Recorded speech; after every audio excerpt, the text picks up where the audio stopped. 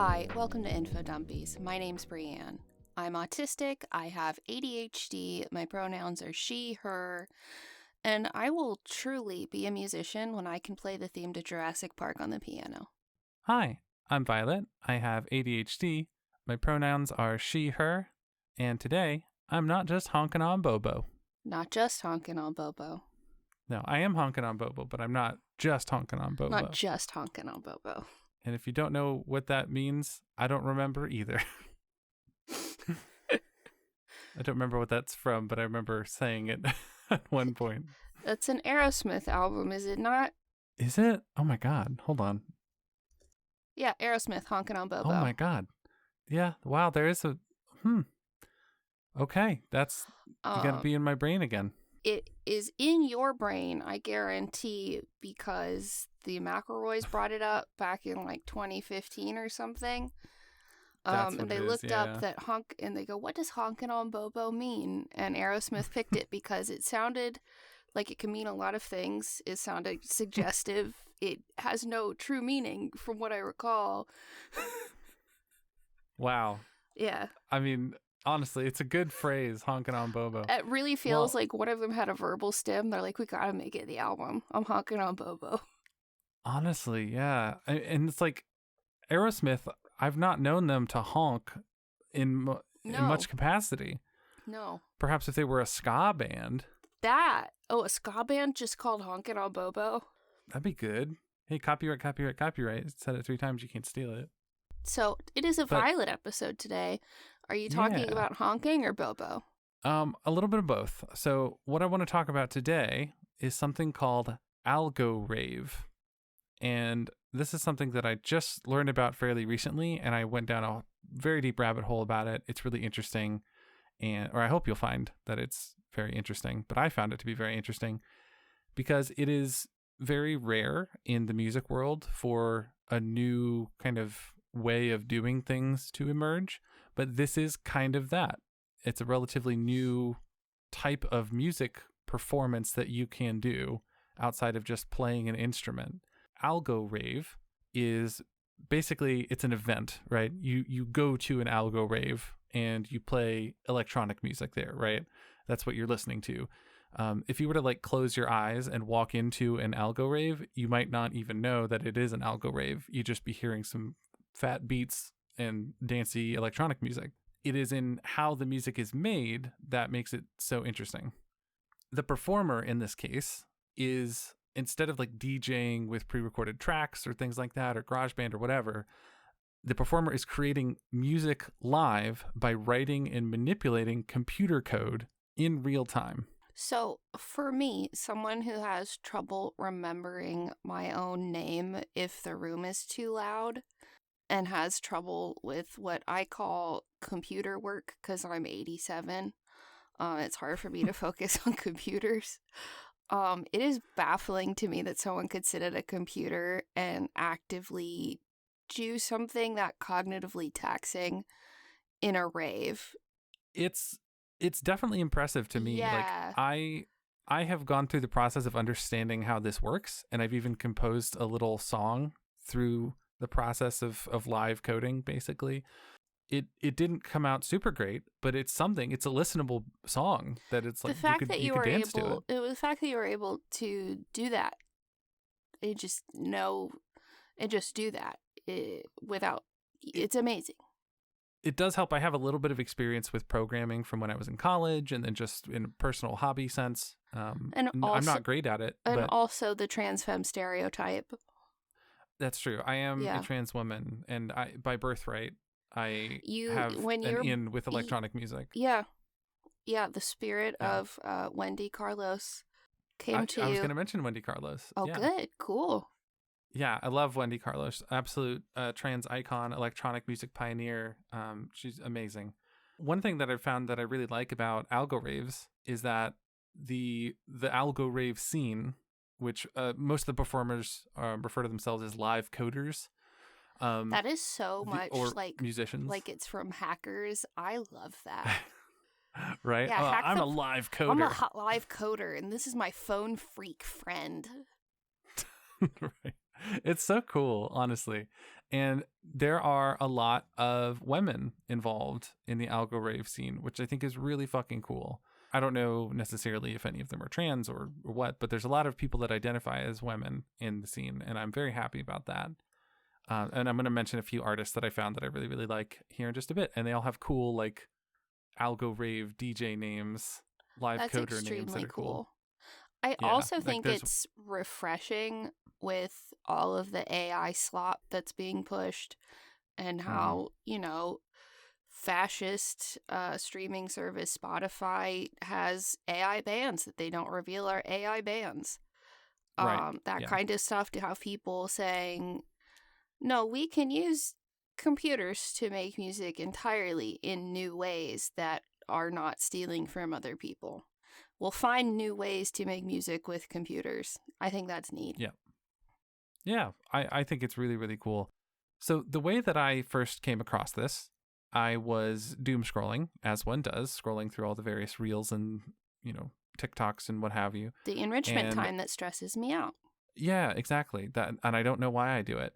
Although sometimes I'm rewarded, like in this situation where I found a Instagram reel by a person who goes by the name Switch Angel, aka Jade Rose. So in this video, she is talking over basically a programming prompt screen, right? So like a little command prompt type window. And she's saying, I'm going to add this now. And her voice is also very like, not robotic, but like, if you think like GLaDOS from like Portal series, if you can imagine that. So almost like she has like a synthetic quality that she's adding to her voice while she's making these things. And she's like saying, and now I'm going to add the drum beat. And then she adds the drum beat by literally putting in programming code and then executes it. And then it adds a drum beat to the music. Moments later, she's like, now I'm going to add the hi-hat.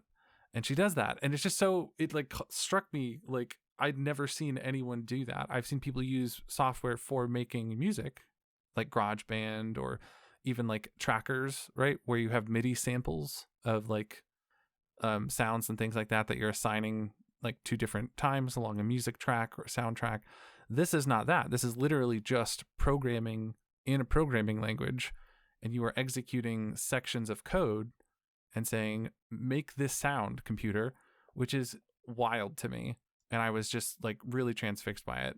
They were also able to do stuff like make a oscilloscope, essentially. So are you familiar with what an oscilloscope is? I've only seen it written, and I thought it was oscilloscope. I've always heard it as oscilloscope. I might be wrong.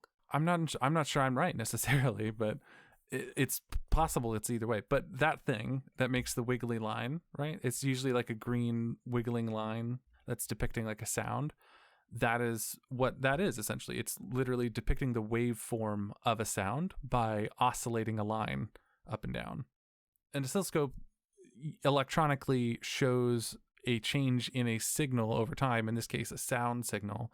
And when you're generating music on a synthesizer, that is electronically being generated, and you're, in most cases, unless you have like samples and things like that, you're starting with a very simple waveform, like a sine wave, an up down wave. That by itself makes a sound like a bee. And if you just through programming tell the computer, all right, chop that up and change the frequency and change the shape of the sound as you render it, do all of this stuff, you can end up with a whole song and modify it live like a DJ through changing the parameters that you've put into your little program.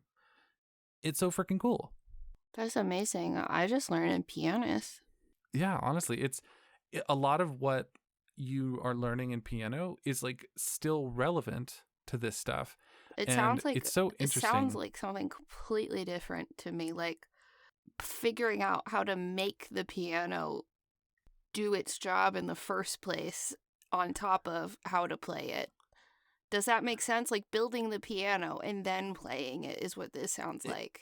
In a sense, yeah, you're kind of taking the piano out of the equation of your electronic piano. So if you can maybe think of it like this. When you press a key on your electronic keyboard, what happens? Boink. Boink. Boink. Exactly, boink happens. And that boink happens because when you press down the key, it sends a signal to the computer inside the keyboard that says boink. It says the person playing this keyboard pressed down on the key C3. They pressed it with this amount of intensity and velocity, and the switch was actuated, right, by your finger doing that, and it set the parameters. And all we're doing is just taking the switch out of the equation and manually telling it, all right, imagine someone pressed a key on a keyboard, and imagine that they did so like this. Fucking wild. It's crazy. Honestly, I had a really hard time wrapping my brain around how it's possible until I watched a few videos and I followed a tutorial and I actually made an Algorave song myself. And it's not very good, but I did do it. It's wild and that I'm you quite proud could of it. even do it, even if it's not good. Violet, I wouldn't even know my ass from a hole in the ground with that. That's wild that you could just do that. Well, thank you. So at this point, if you're okay with it, I'm going to share my screen and show you a little simple Algorave like program that I've made and just demonstrate what it sounds like and what each of these bits is doing without trying to get too complicated. Yeah, so this looks like a bunch of purple and green writing that numbers, and there are letters. There's numbers, there's letters. It's on something called strudel, delicious. So, and the top of the screen says strudel, and then it's got a little play button, an update button, a share button, and a learn button. And then there are 9 lines of code, which I would say is Greek to me, but I could probably read Greek easier than I could read this. That's fair, yeah, since you have a linguistics background. But this does make sense, and I can kind of walk through it. So, essentially, this website is called strudel.cc, and it's one of the many ways that you can make not algorithms. You can make algorithms, sure, but Algorave music specifically. And this I found was just the easiest way for me to get into it and learn. If you know JavaScript, you can learn this very, very easily because Strudel is based on JavaScript. I know Java.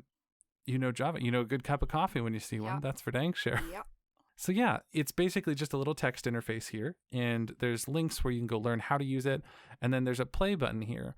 Now, I have instructed the computer to ignore these first. So I know you said there's 9 lines of code, but there's just spaces in between.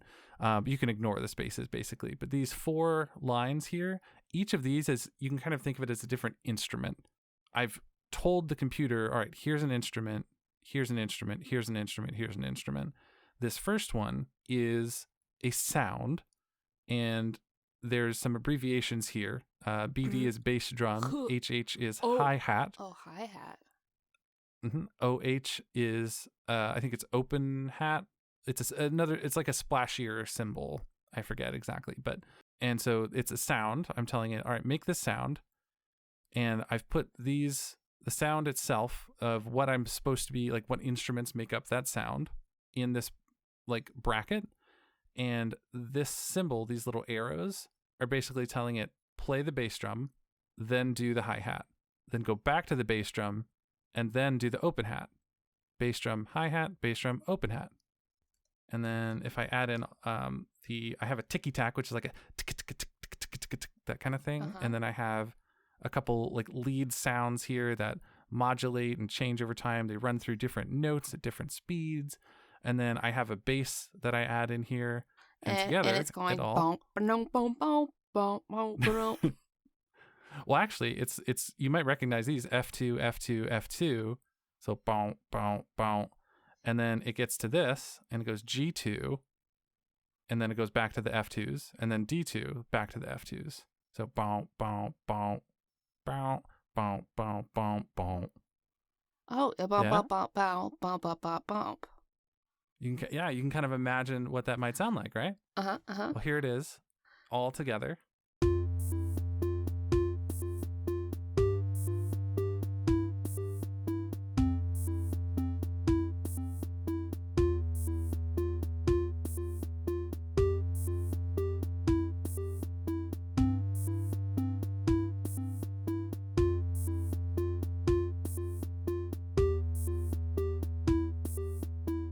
So yeah, this is Finn and Jake are going insane on the dance floor right now. Oh, thank you. I take that as a very high compliment. Yeah, this is being played in the land of ooh. I really appreciate that. And I appreciate you indulging me the whole process of sharing my screen and everything. Yeah, I know what most of it means. It's baffling to me. So yeah, that is what Algorave is basically. It's a blend of algorithms and ravey dance music. When we talk about where this came from, it originated out of electronic music, as I'm sure you can imagine, and that has been around since the early 50s is when we first had music being like created or played via the computer. The very first time that ever happened, the first person to ever play like music on the computer was actually back in 1951, if you can believe that.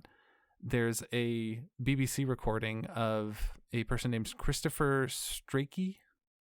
They wrote one of the earliest known computer programs to play music on a computer called the Ferranti Mark I at the University of Manchester. Had a big ass computer. It was a very big computer at the time. It must have been like a whole room probably. But his program that he wrote played God Save the King, because British, and other like British melodies and things like that. And there is it's actually... not his fault he's British. Exactly, yeah. It's unfortunate, but you know, make do. The British but there is listeners apparently a BBC were recording. We're just kidding. Yeah, well, y'all are It's fine. not your fault. You're The citizens.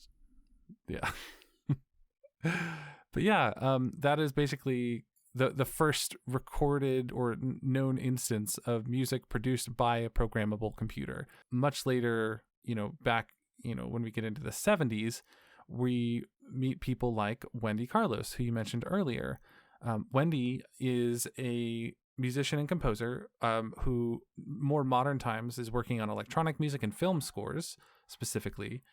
And I know two notable ones she's done that the listeners probably do. Oh yeah, A Clockwork Orange and The Shining. Yeah, absolutely. Yeah, Tron, also the 1982 Tron movie. Oh hell yeah, she did Wendy. The music for. Yeah, which is like, yeah, absolutely. That needs some good music. And I think the music from Tron is very iconic. Oh, yeah. Especially. Same with Clockwork Orange and The Shining, of course. Can I tell can I tell a sweet, interesting anecdote about her that I actually saw one of my trans femme friends share recently? That she was so nervous after she had feminizing surgery to go at jobs that she had basically what my friend called Wendy going boy mode. So she would glue on sideburns.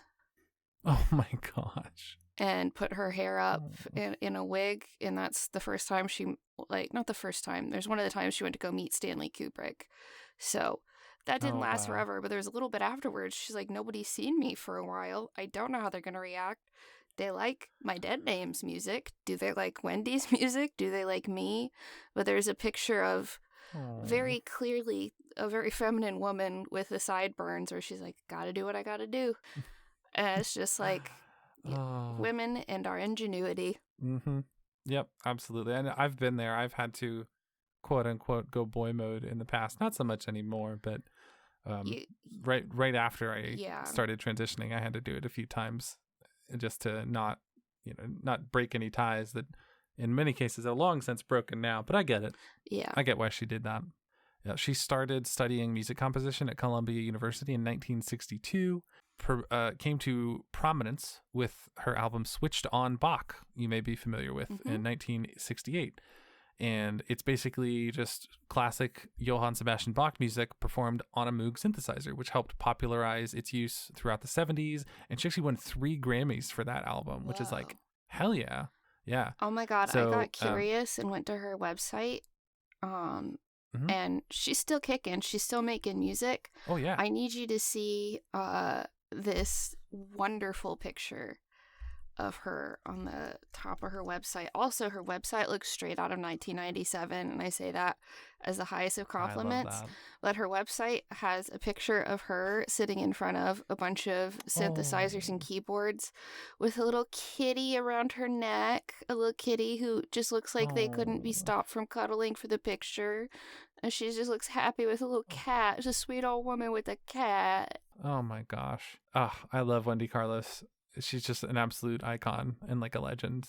if not for Wendy Carlos, synthesizers and music, like that whole concept of electronic music made with synthesizers would have probably come much later or been much less popularized for a long time. And I really think that the fact that she is a trans woman and went out of her way in 1979 to like raise public awareness of trans issues and things like that, like just such a good person. So I joked that amazing. The trans stereotype is that you're into coding and computers, but like I truly think Wendy Carlos is the reason so many trans women are into electronic music, whether they realize it or not. Yeah, no, absolutely. I agree. Like she popularized it, because I've heard that first electronic music recording, and sorry, dude from 1951, it's cool proof of concept. Yeah, proof of concept definitely. Yeah, I think sums cool up proof of concept, but there. Wendy's shit slaps. Yeah, her stuff is actually like really, really good. And I also want to do another shout out to Mort Garrison, who did a lot of early electronic music, specifically the album Plantasia, which is basically electronic music for plants, like intended for plants to listen to. Wait, I've heard that name, and is it because of the Adventure Zone? I think so. I think possibly some tracks from that album may have been used or inspired music from the Adventure Zone, potentially. But if you've never heard Plantasia, I highly recommend it.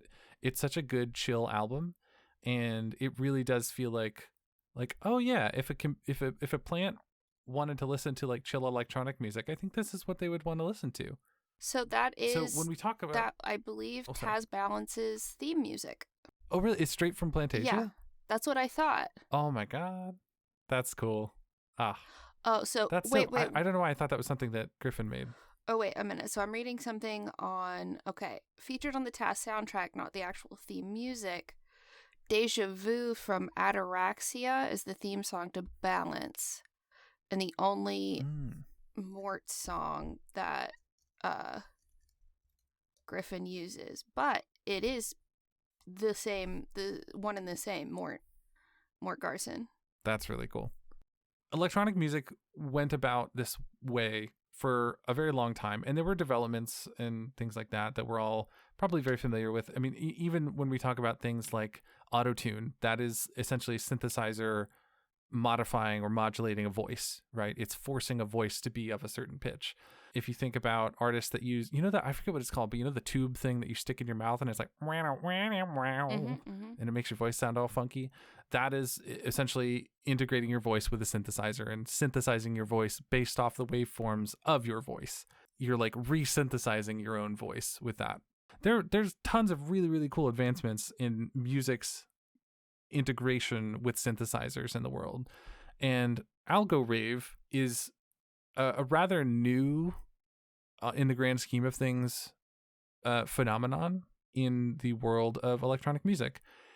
It was originally coined, the term, in 2011 by a guy named Alex McLean, aka Yaxu, Yaxu, who is, of course, an Algorave musician, and a person named Nick Collins, who I don't know if they still make Algorave music, but I didn't see a whole lot of information on them, unfortunately. But the two of them were supposedly in a car ride listening to a radio station playing some music, and they had been talking about, they're both people that are interested in music and new programming, and they wanted to kind of bring the two communities together somehow. And this guy Alex just basically was talking with his friend Nick and had this idea, like, well, what if we just live code music like a DJ would, but like we're coding the music and not like mixing stuff in GarageBand or whatever, right? It's so weird that it took until 2011 for someone. Do you know what I mean? That seems... Yeah. I have no doubt that you're right. It's just odd to me that we've probably had the technology to do that at some level for, 35, 40 years. Oh, yeah, absolutely. And as long as, synthesizers, like digital synthesizers that exist inside of a computer have been around, and we've had programming languages to talk to them. Yeah. This has been possible. Yeah, just wild. So, wild that it took that long. Yeah, exactly. Because the example that I showed you earlier, that's just JavaScript talking to a synthesis engine. That's all it is. So the possibility was there for a long time. And after he had the idea in 2011, the first self-proclaimed Algorave took place in March 2012 in London as essentially a warm-up for something called the Super Collider Symposium, which is like a big, basically electronic music event. Super Collider being one of the things that is now popularly used for Algoraves, but it was previously just used for digitally creating music, because it lets you basically run a synthesis engine and then feed other programs into it, or just use its built-in IDE to make music that way. I recently was watching a video talking about lamenting the commodification of rave culture, because raves used to be a subculture. It used to be, you're going someplace that you were not supposed to have this event. You were going someplace that was secret. Right. It was outside of the bounds of society. You were doing this event. And then, like, in the late 90s, early 2000s, of course, capitalists were like, we can make money off of this. And rave culture stopped being a subculture. Well, it's still a subculture, but it stopped being counterculture. Yeah. And I wonder it's kind of... I wonder if I was thinking, like, I imagine Algorave, given what things are like now, is a little more counterculture than traditional rave culture is now. I think so. And I really think that in modern times, there's been a bit of a terminology switch. I used to be friends with a person who told me at one point that they used to run an underground, like, live music venue. I think they called it like an underground dance club or something like that.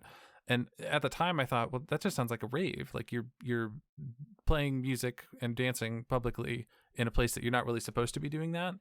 At no point did that person ever use the term rave or anything like that. It was all underground nightclub. You say underground nightclub, and I think of the nightclub from Blade with the blood sprinklers, which is weird because that's absolutely their food. Yeah, it is weird. It's like if chocolate syrup started spraying from the ceiling at a wedding. Or like ranch dressing or something. Yeah. Anyway. Yeah, I'm white, but I'm not that white. Not sprinklers full of ranch dressing white. No, certainly not.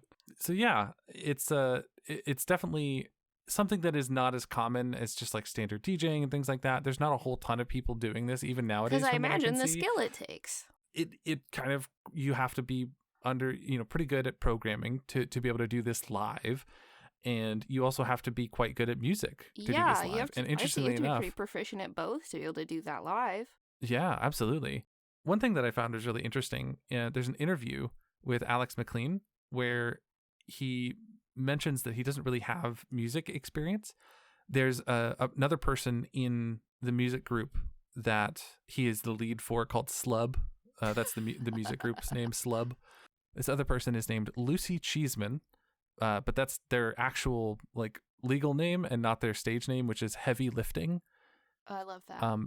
It's such a good stage name, honestly. I highly recommend checking out Slub and Lucy Cheeseman, Heavy Lifting, Yaksu, and I just found in my notes, I did find a spot where Nick Collins, who helped come up with the idea with Alex McLean, his alias is Sick Lincoln, apparently. Sick Lincoln.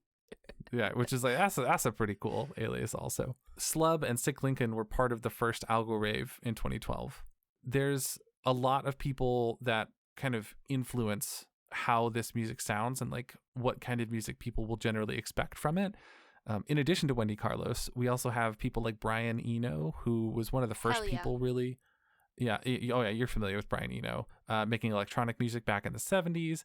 They were all influences for people like Aphex Twin, Farmer's Manual, if you've heard them, a bunch of those other like really early electronic music people. And I don't know if you've ever looked this. I could do a whole other Infodumpies on how Aphex Twin made music. They used things that you're not supposed to make music with and make music with it. And I don't quite get how they did that, but I did a whole deep dive on it at one point. But Aphex Twin is like just built different. So So early on in my relationship with James, they showed me an Aphex Twin music video, and I just didn't understand it. And they are not my cup of tea, but Brian Eno certainly is. And it just goes to show like how much of a variety there can be in electronic music. Yeah. Because you can have realistic instruments, you can have electronic sounding instruments. You can have video gamey sounding instruments. It's all just digitally produced, and it's all modifications of a sine wave, essentially, right? At the end of the day, these performances are really interesting too, because they are generally projecting the code onto like the screen behind where the DJ booth is, so that people can see the music being made. So like if you know programming, you can look and say, oh, I see what they're adding. Oh, they're going to do this. And like, it's just, you can I don't know, it's so expect interesting. what's going to happen next. Yeah. There's also like some of them will include like audience participation through like dancing and responding to help like shape the event. And generally, because it's so procedural, right? You're procedurally telling the computer to say, all right, follow this set of instructions.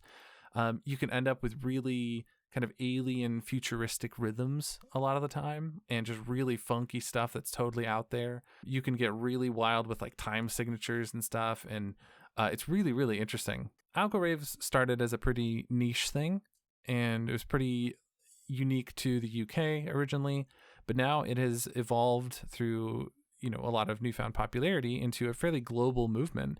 There's Algoraves held in, you know, Europe, of course, Asia, North America nowadays. There's a really big foundation there called Algorave India, which is a collective that's promoting live coding and algorithmic music in India. Yeah.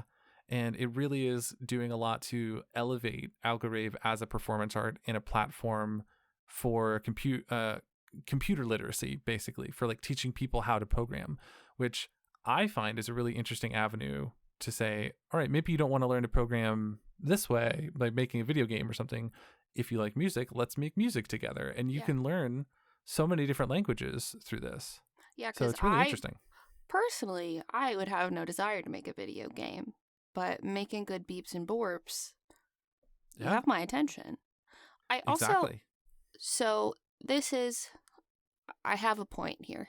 So I was recently learning that when someone uses a glossolalia, which is language that doesn't mean anything, it's like speaking in tongues, or if you've seen those people on the internet who are convinced they're descendants of aliens, they call it light language.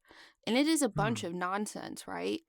There is, God, I forget his name, but there's basically an expert in glossolalia saying that they can tell, even though it's not actual words, where someone is from based on their glossolalia, because they're using sounds that are familiar to them.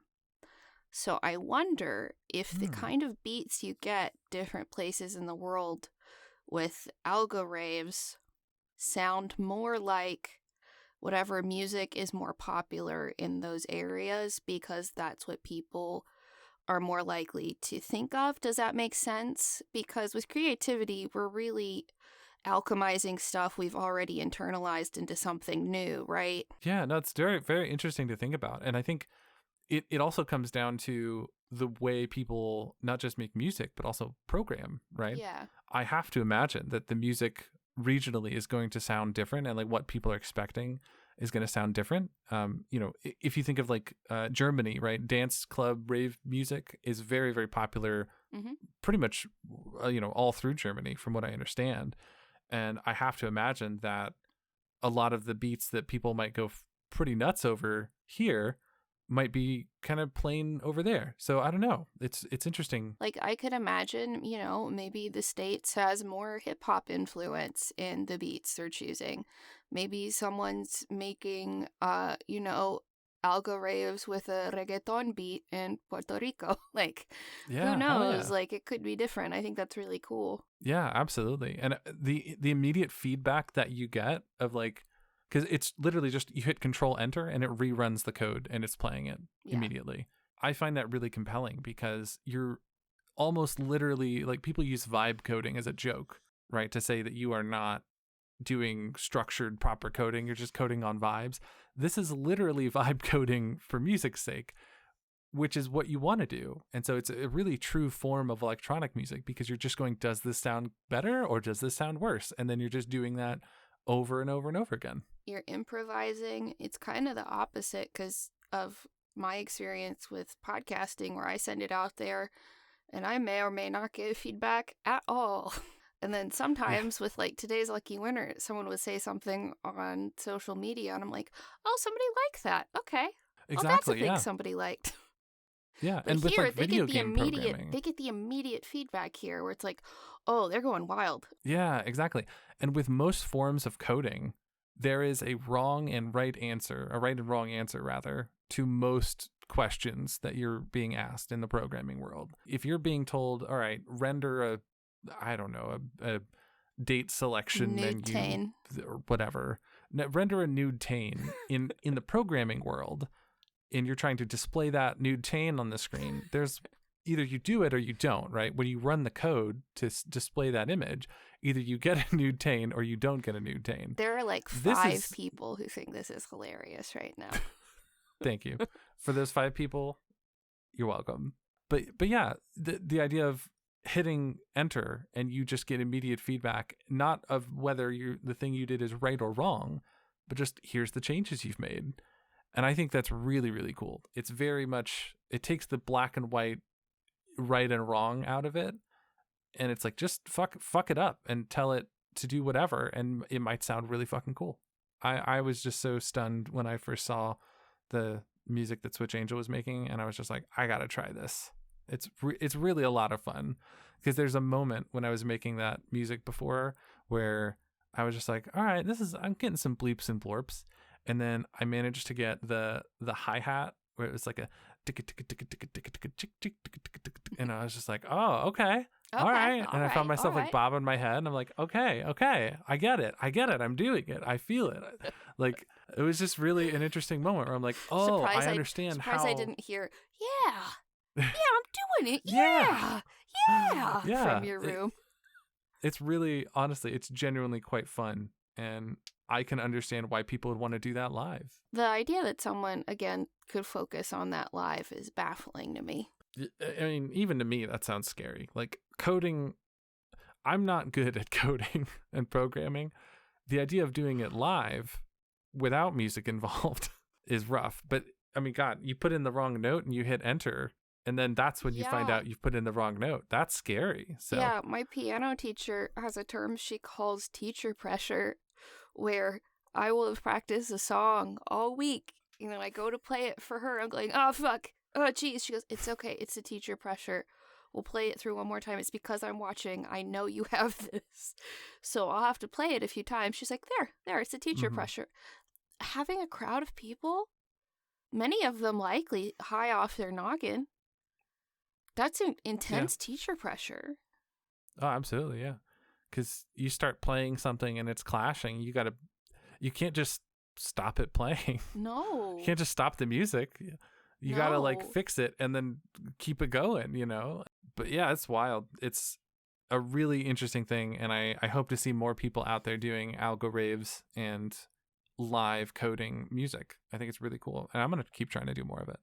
Well, do you want to give people, I know you recommended people throughout the episode, but do you want to recommend some stuff for folks to check out? Yeah, absolutely. The 3 main artists that I'm familiar with at this point are Switch Angel, which they're the first person I saw, and they're on YouTube and Instagram, Bandcamp. They make all sorts of really, really cool music. Highly recommended. Alex McLean, aka Yaxu, literally just Yaxu, yaxu.org is their website. Lucy Cheeseman, aka Heavy Lifting. The website for Heavy Lifting is just heavy-lifting.org, which, again, nothing to do with weights. It's electronic music, so that's what made it hard to look up. But yeah, those are the 3 that I'm familiar with at this point that are doing algoraves specifically. And I haven't listened to Sick Lincoln. I haven't listened to Sick Lincoln's music just yet, but I'm sure it's also probably very cool. So I'll have to come up with like a cool live coder name for my music. I don't know why the first thing that came to my head was the Stank Butler. That's not it. Stank Butler. That's not it. There's a part of me that wanted to go, all right, I'm the Stank Butler now. But then I thought about it for like another half a second and I was like, I don't want to be the Stank Butler. No, I don't want you to be the Stank Butler. But I think my brain was like, yeah, the real stanky beat. Stank Butler. Stank but I That's see fine. I see how you got there. Yeah, that's the order of We'll workshop operations. it.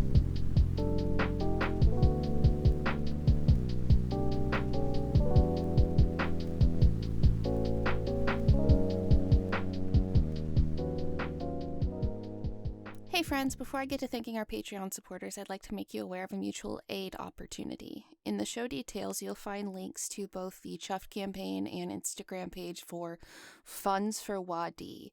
Wadee is a young Palestinian man living in Gaza in a tent with his 7 family members, and Funds for Wadee is a collective that runs raffles to try to earn Wadee and his family enough money to survive, whether it be for the exorbitantly overpriced food in Gaza or for getting a new tent for his family to live in, as it is winter in Gaza right now. All the funds go directly to Wadee and helping him and his family survive. So if you would like to donate directly to Wadee, there's a link to the Chuffed campaign, or if you'd like to see what current raffles are going on, you can go to the Funds for Wadee Instagram page for more information about that.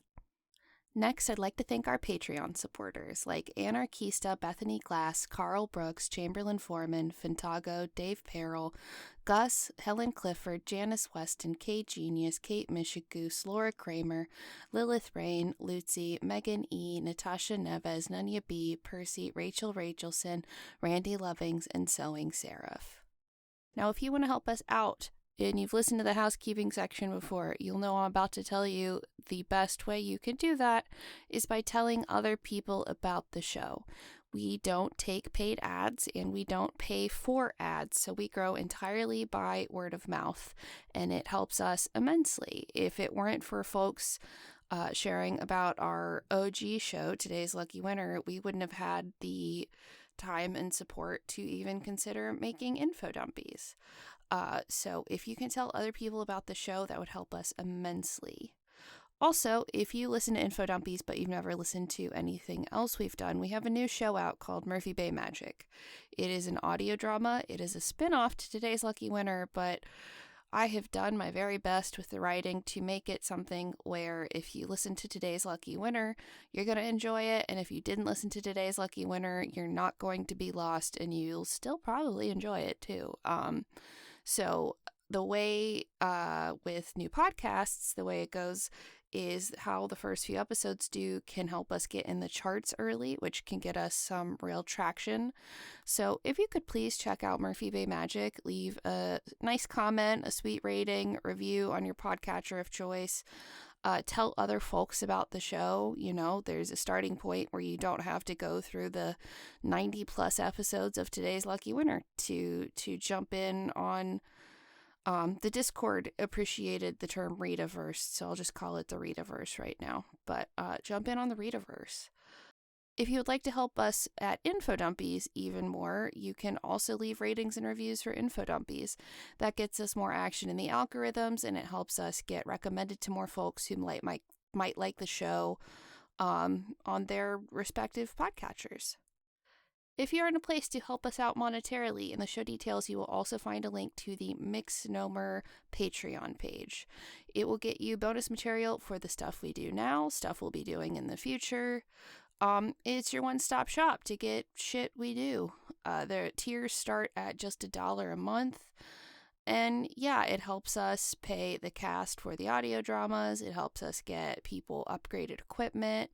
It helps us spend more time working on the stuff we really care about. Most recently, it got spent on commissioning the intro for Murphy Bay Magic and an intro for a sci-fi show that'll be coming out probably in the spring. I don't want to give a date specifically yet, but yeah, probably in the spring. And if you want to hang out with us, you can find a link to the Mixnomer Discord server in the show details. It's the best Discord server. The vibes are immaculate. Everyone is so kind and so sweet. I quite enjoy it, and we do events. We have a lot of fun. We'll play Jackbox games. Violet and I were, Violet was playing, and I was providing voices for the NPCs. Another Crab's Treasure, which is like Dark Souls with a crab. We were playing that last week. We have a regular craft club that we try to do every month. We have Stitch and Bitch every Thursday. We have body doubling on Mondays. It's great. I love our Discord server. So if you want to come hang out with us, you can check out a link in the show details. That's all I've got for you this time, my friends. Until next time, clever sign off.